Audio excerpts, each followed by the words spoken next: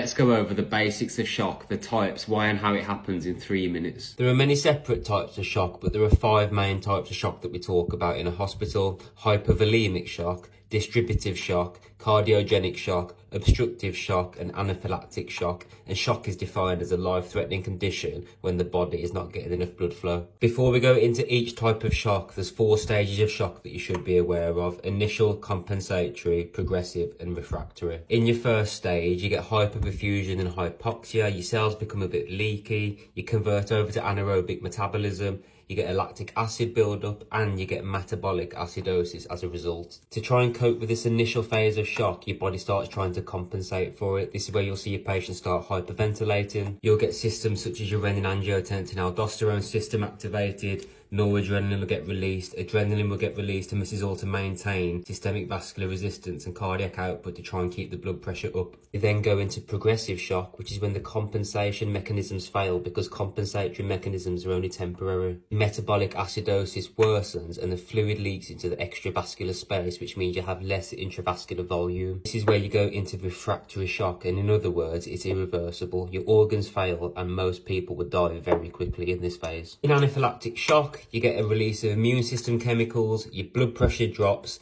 you'll get swelling to your bronchial tissues, your lips, tongue, throat, all the signs of an allergic reaction, and you'll get reduced oxygenation because the patient will struggle to breathe. Distributive shock is more of an umbrella term for types of shock such as septic shock, anaphylactic shock, neurogenic shock, and it happens when there's a redistribution of intravascular volume causing the blood pressure to drop. So in septic shock, when bacteria, virus and fungi basically get out of control, it causes an infection, your immune system goes out of control and starts attacking its own body. Neurogenic shock is a sympathetic and parasympathetic imbalance of the heart and smooth muscle, and this happens in spinal cord injuries and when the brain's affected in meningitis, subarachnoid hemorrhages and cerebral ischemia. You get massive vasodilation and a lot of capillary leakage. Hypovolemic shock is quite simple. It's when you get a decrease in your intravascular volume. This can happen through blood loss such as trauma or GI bleeds, diarrhea, inadequate fluid intake or persistent vomiting. You'll get a decrease in your cardiac output causing organ failure. In cardiogenic shock, your heart pumping capacity decreases, your ventricular filling space decreases, and you get a decreased ejection fraction, which is how much fluid is pumped from the heart per contraction. This type of shock is very common in a heart attack and it happens in cardiac failure as well, so just think cardio, heart. In obstructive shock, you get a decrease in blood flow to the heart or major vessels.